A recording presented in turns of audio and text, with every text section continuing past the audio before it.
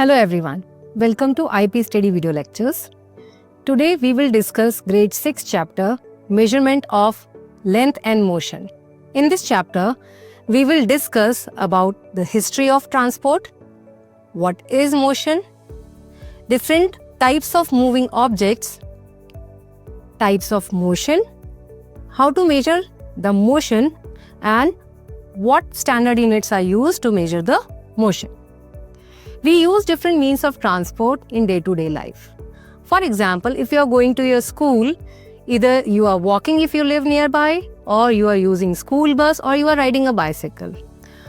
Are you using the same modes of transport if you are visiting a city next to your city? No, you might use a car or bus or a public transport. What if you are visiting a state which is far away from you or another country? In that case, you might choose a means of air transport or a train to travel that another city, another state or country. So that's how we depend on different means of transport to travel from one place to another place depending on the distances. First of all, understand how we learned about the motion and how it is changed during the time periods. So, history of transport. We know that the means of transport that we see nowadays were not there in the ancient time. People were either walking or they were using animals to move from one place to another place. So, early humans often walked from one place to another. Later, they started riding on animals to move from one place to another or carrying the weight or carrying the materials. After some time, they discovered the wheel. Initially, they made the wheel out of stone. Later, it was made by using wood. So, discovery of wheel helped them very much in transportation because it became easier for them to move from one place to another with their loads. The invention of steam engine in 19th century also made the bigger change in our modes of transports. When we invented these engines, we also needed fuels to run these. So we started heating water to produce steam to run the steam engine, and for that purpose we were using fossil fuels such as coal. Later, we used other fossil fuels such as diesel to run these. We also use petrol to run these engines. So that's how we invented a new types of engines also there, or we modified the engines so that these can be run on other sources of energy. Nowadays, most of these vehicles are running on electricity. Some are running on petrol and diesels, and one of the eco-friendly fuel which is used there, it is CNG, which is very common among the public transport systems. So, how does a metro train operates? You may have traveled in metros in metro cities or bigger cities of the country. So, metro is very common mode of transport to travel within the city, and these mainly run on electricity. So here, as these are running on the electricity, these are not polluting the environment as well, and these are fastest mode of transport in the city, which can avoid the traffic jams. Also, it is very convenient for people living in the cities.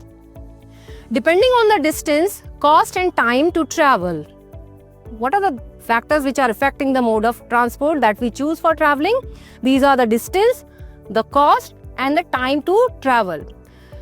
We consider these factors and accordingly we choose our mode of transport. As we discussed that metro trains are very common to travel in cities because there is a lot of traffic, more people are there, more vehicles are there, and people are traveling from one place to other corner of the city, which they want to travel with less cost and in shortest time period. So in that case, what they are choosing? They are choosing their metros over the other modes of transport like the road transport. Now discuss what is motion. When we say any object is in motion, if I am discussing this chapter with you right now, am I in motion? No.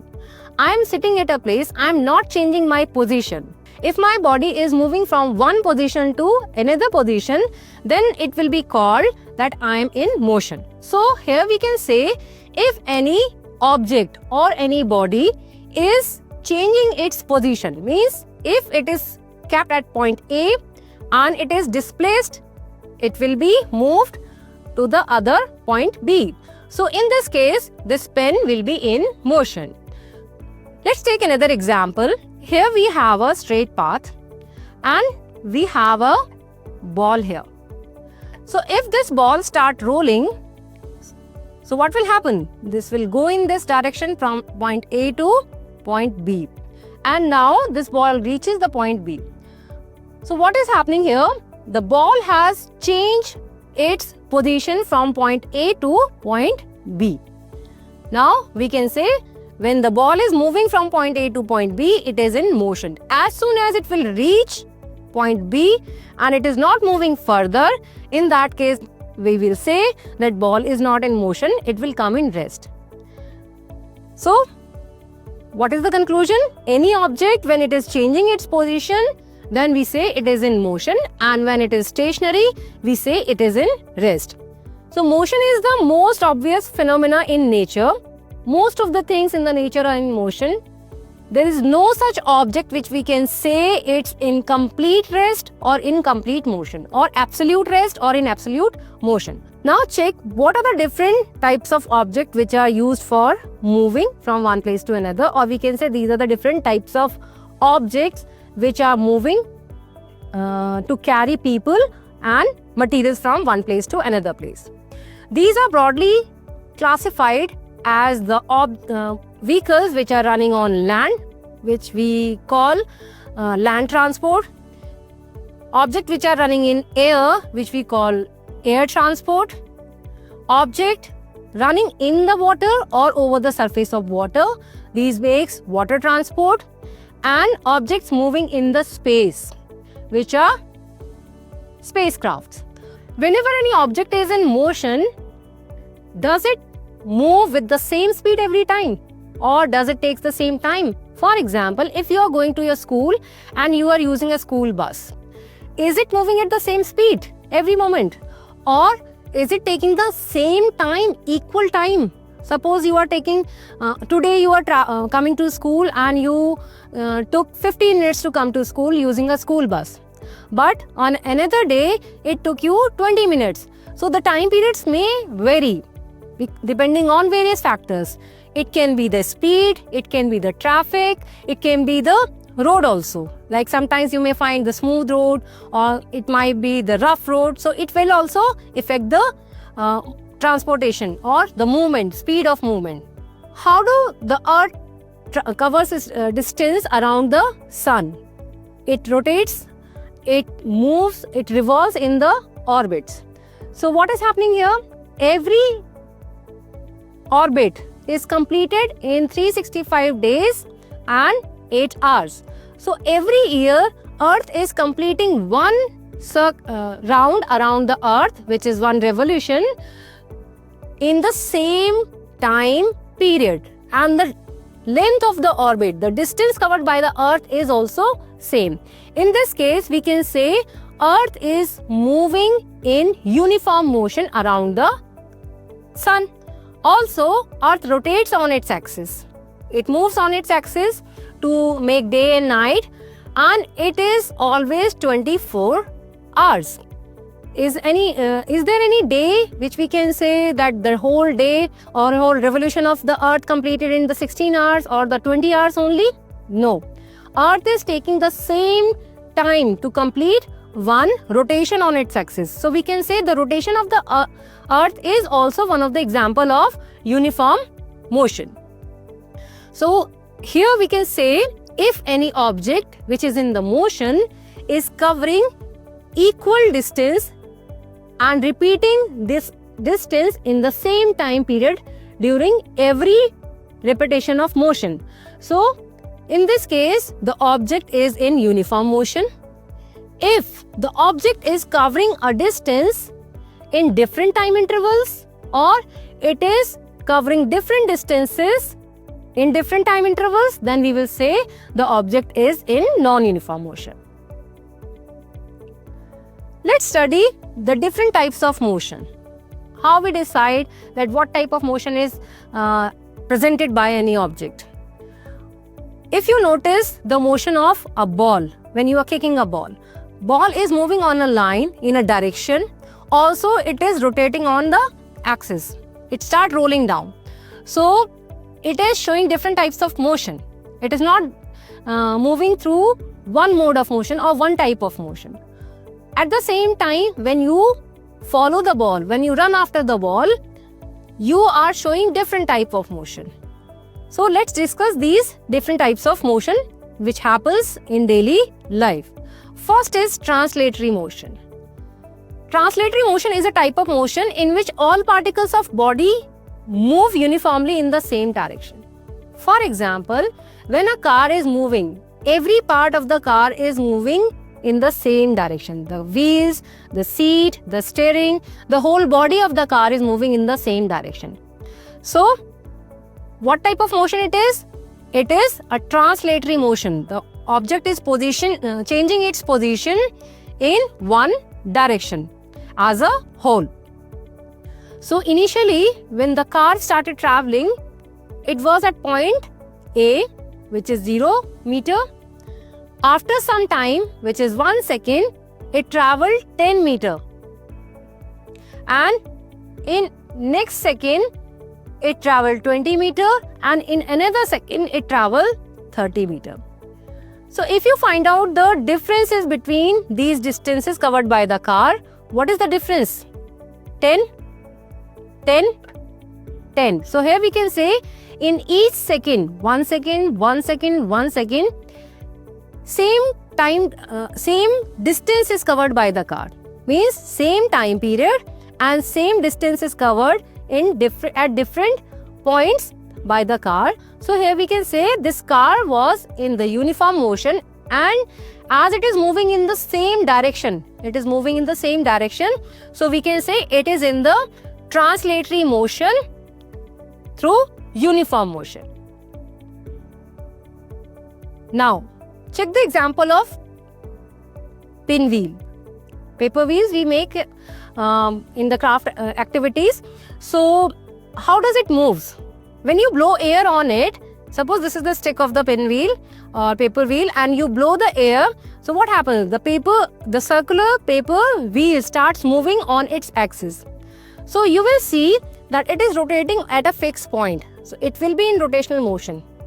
But if you mark any point or if you attach any pin here, and then it starts moving, so the pin will be making the circular path. It is not in the rotationary motion.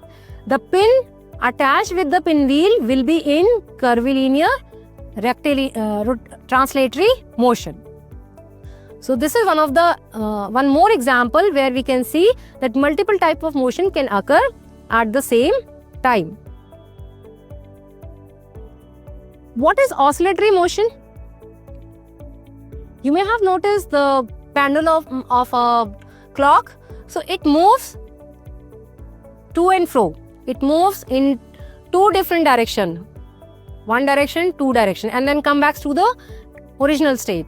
So what happens when an object is moving from its original position, which is the resting point, to the one direction, come back to this position, it moves in another direction and come back to this position. In this case, it is completing. So if you notice different examples in this nature, the formation of day and night, completion of one day, which is caused by the rotation of Earth on its axis, is the periodic motion because it is taking 24 hours. The completion of 1 year means the revolution of Earth around the Sun. It is taking 365 days and 8 hours. So that is a fixed time period to cover the same distance, and it is repeating itself in the same manner, covering the same distance in same time period. So that is again the periodic motion. So if any object is moving in a circular path during a periodic motion, that will be called periodic circular motion. And if any pendulum is moving and completing one oscillation or multiple oscillations, so that will be called the object or the bob is in periodic oscillatory motion. Now check the activity 5 here. Complete the table by writing the time taken by each to complete one revolution. The hour hand of a clock. So if we make a clock here, there are two types of arms. One is hour hand, which is slightly shorter, and the second one is minute, which is slightly bigger. And sometimes you might see the second hand also, which moves fastest in the clock. So here you need to observe these hands in a clock. Hour hand of a clock, how much time it takes to complete one round in the clock. The time taken by the minute hand and the time taken by the second hand. So you will find that the second hand travels fastest in the clock and the hour hand moves at slowest speed in the clock. So if you notice this, how much time it is taking to complete one revolution or one complete motion, that second hand which is moving fastest, it covers 60 seconds only to complete one rotation or one revolution, and minute hand takes 60 minutes and the hour hand takes 12 hours to complete one motion.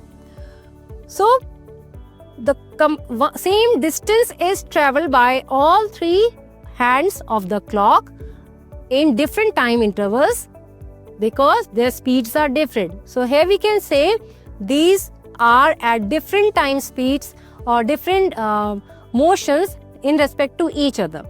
And how much time an hour takes to move on its axis? It is 24 hours. All these 4 are moving on its axis. Which is the axis? This fixed point is the axis here. The center point, it's the axis. So the hour hand is taking 12 hours, minute hand is taking 60 minutes, and the second hand is taking 60 seconds to complete this one motion, which is the rotationary motion on its axis. At the same time, the earth is taking 24 hours to complete this motion. What is non-periodic motion? Some motions are repetitive but not at regular time intervals. After understanding these different types of motion, we need to understand how to measure these different types of motions. So measurement is the process of comparing of an unknown quantity with a known quantity. Here we again need a reference quantity. So how do we find out that we have covered 1 meter distance, or we have traveled 20 kilometers, or a piece of cloth is half meter or 1 meter or 80 centimeter, 20 centimeter? How we find it out? For that we need standard units. Nowadays we are using the standard unit of measurement, but earlier people were not practicing this because they didn't know that they didn't invented the standard units, and they were using different body parts or different objects to measure the length or of different objects or the length of the different path. So what they were using initially, they were using handspan, they were using arm length, they were using footstep. So that's how they were using different materials to measure the length of the different object. But they had a challenge there. What was the challenge? That every person has different size of handspan or the length of arm or the length of foot. So if I am measuring the size of a book, suppose I am measuring the length of a book and I am using my handspan. So to cover the length, I am using the handspan, and I find out that I can measure it using 1.5 5 handspan. But if I ask a child, 5-year-old child, whose hand is smaller than mine, so what will happen? If that child measures the length of the book, that may cover this into 3 handspan, 1, 2 and 3. So that's how we can say using the handspan is not accurate mode of measuring the length of any object. Similar with the foot size. Do we have the same size of foot size? No. Every person is wearing different shoe size because they do not have the same size of foot. So if we are using the foot to measure the length of different areas, we will find out one person can measure that length using 5 foot only, or the other person may measure it in the 7 foot or the 8 foot or more than that. So here we can say that foot is also not the accurate measure to find out the length of any object. So what we can do here? We can use standard units. What are the standard units? Standard units are accepted globally, around the globe, at every point of the earth. Suppose if you are measuring a piece of cloth at the poles, so you can find out that X meter is the length of the piece of cloth when you are standing at the pole. You bring that piece of cloth with you and you travel to equator. So at the equator, when you again measure the length of this piece, you will find out that at this time also you measure the cloth as X meter. Why? Because the size of the cloth is not changing here. It is same. And the place is also not affecting this. So what we can do here? We can fix one method of measuring there, or one unit, reference quantity to measure the length, and find out that it can be used everywhere at the planet or everywhere at the space. So these kind of measuring units are called standard units. In 1960, it was recommended that a common system called International Unit System, SI unit system, will be used around the world so that we find the accurate measurements of different objects. What are the advantages of using the SI unit?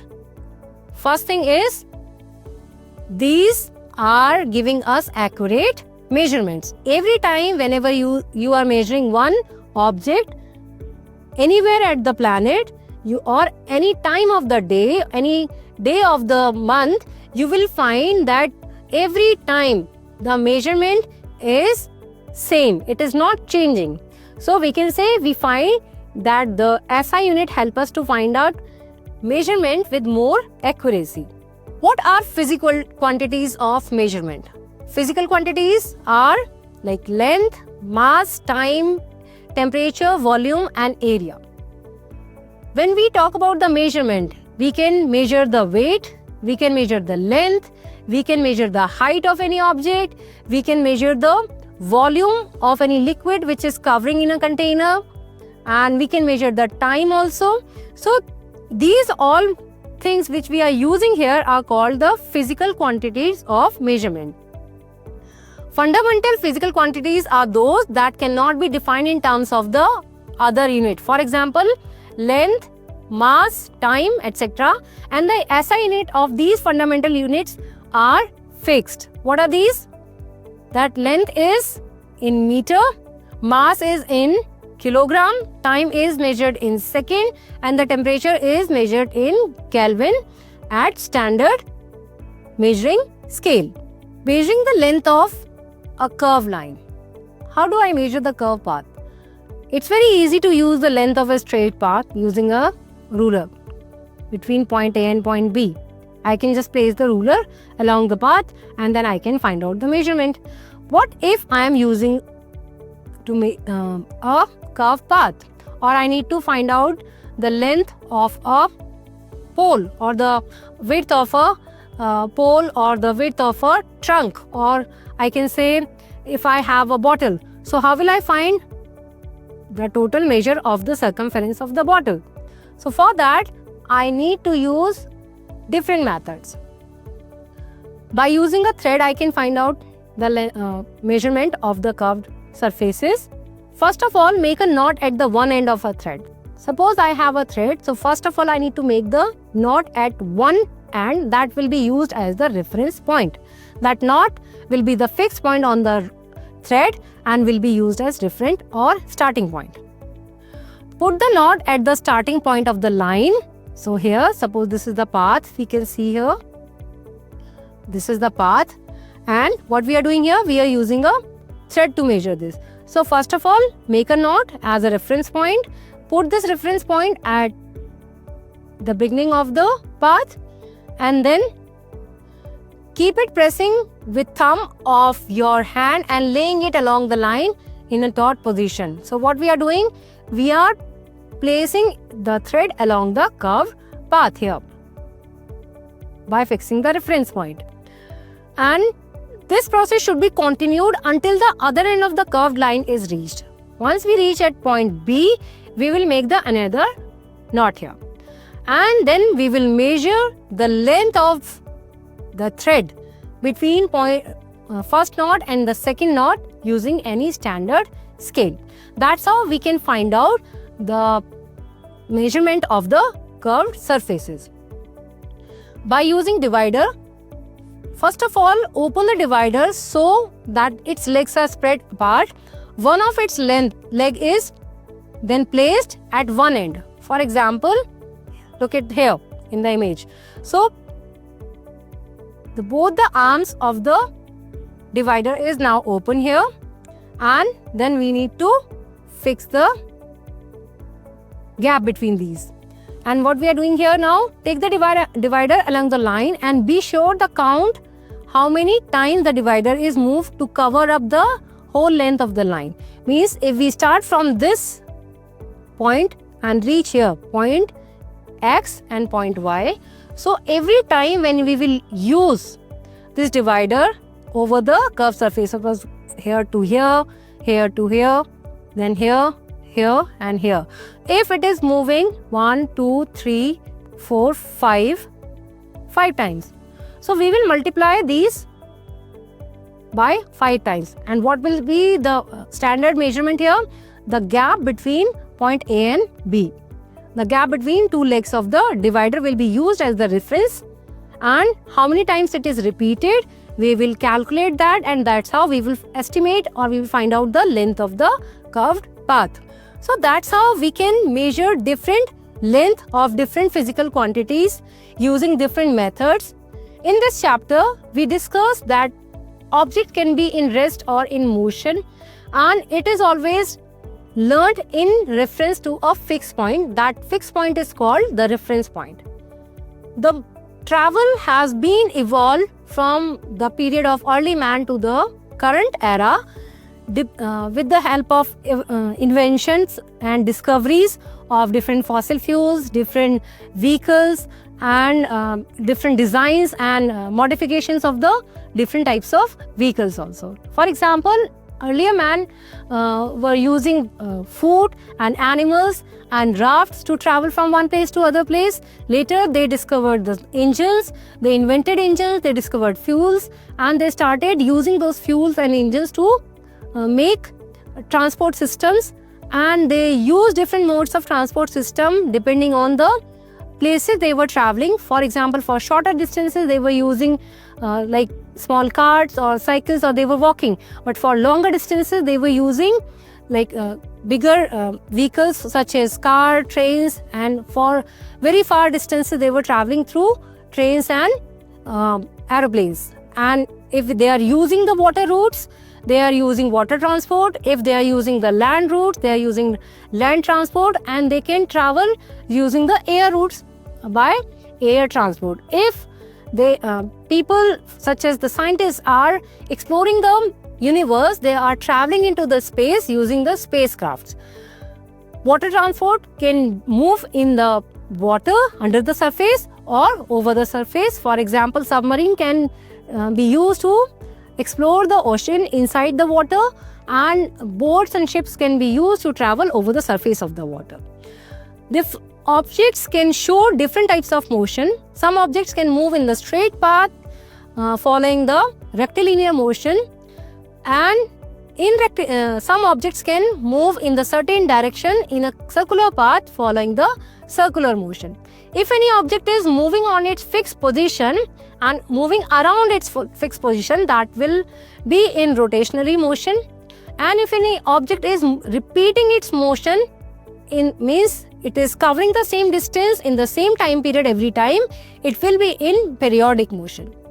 Also, an object can be in uniform or non-uniform motion. For example, throughout the journey, if any object is maintaining its speed, means it is covering the same distances in same time intervals, that will be in uniform motion. If it is changing the speed, that object will be in non-uniform motion. So most of the time when we are traveling around, we are in non-uniform motions. And we use standard units of measurements to find out these distances covered by the object during the motions. Also, the standard units can be used to find out various physical quantities such as the volume, such as the mass or the length of any objects. If any object is having the straight sides, so we can use the simple rulers or the measuring tapes which are calibrated with the standard units or the multiples or sub-multiples of the standard units. But if there are curved surfaces, round surfaces, we use different methods to measure the curved surfaces. Means we prepare the reference measuring devices and then we check these measuring devices with we compare this with the standard measuring devices to find out the different lengths or different physical quantities. So that's how these physical quantities comes very helpful in our day-to-day life. Also, understanding the measurement and understanding the different modes of transport help us to choose our transport to travel from one place to another place. Thank you. See you next time.